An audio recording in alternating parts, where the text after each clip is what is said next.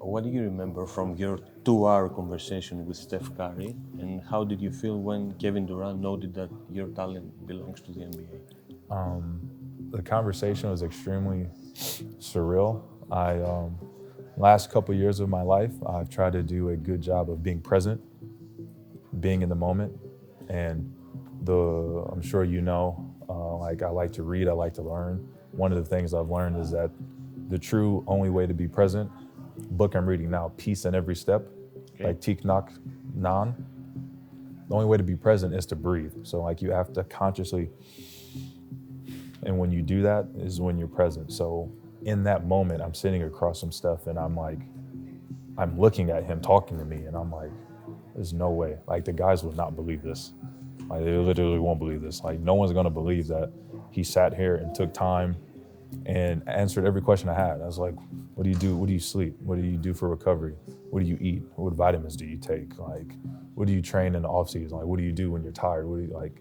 And he just sat there and I had a notepad and I had a pencil and I was like, I'm just gonna write down what you say. And he was like, no, I got it. And he took it and wrote it down for me. So like to sit there and like see arguably the greatest point guard in the history of the NBA, the greatest shooter to ever pick up a ball, to be so personable with me was an experience I won't forget. And then for Kevin to say that again, a unicorn of a player, to be able, one of the greatest scorers of all time, they say one of the greatest players of all time, to be able to see me, my talent.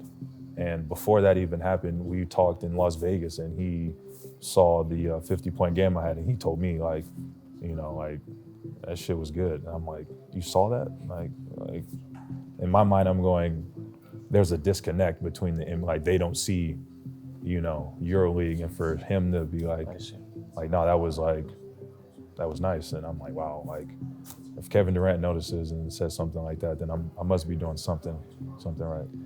Do you kind of think that coming to Europe was something like a failure to the NBA dream? Is that something that Americans have in mind? Yeah, definitely. Not everyone, but let's say you go to college and you're, you know, a good college player, top college player as I was. You know, the idea and the dream and the goal you have as a child is to play in the NBA. And when you know you don't make it and you have to come to overseas, it does feel like, you know, like you may have missed out on that opportunity or you may have failed your goal. And that hits players differently. Some take it worse, some take it better. But I think I've been able to, and I've tried my best to be able to be present in every team I've been in, be present in the cultures. I've tried my best to immerse myself amongst the people and amongst the culture. Tried to learn the languages of every place I've played in. So I've tried my best to be present, be where my feet are, and understand that, you know, it's just a part of my journey, and everyone's journey, everyone's story, you know, looks different.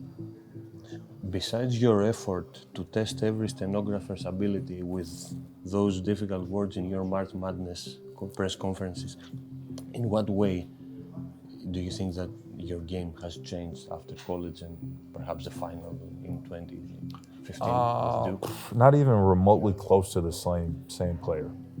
And the biggest thing, honestly, was just like in Wisconsin, there was this way of basketball we played, and it was more of like the style was really slow, methodical, and being able to try to get away from that was one of the biggest learning curves for me. I spent 4 years, you know, in a system where it's like, this is how we play, this is how it goes.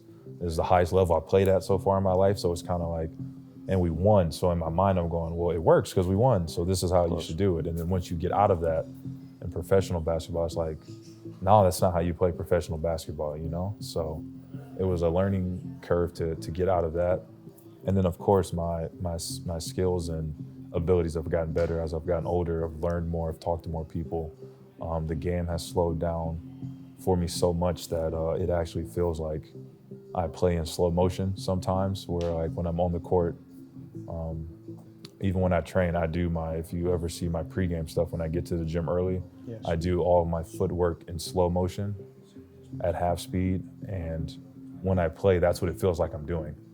So I feel like I'm always in control and I'm always in the driver's seat, if you will, of what I'm doing. So it's the player I am now to Nigel is unrecognizable.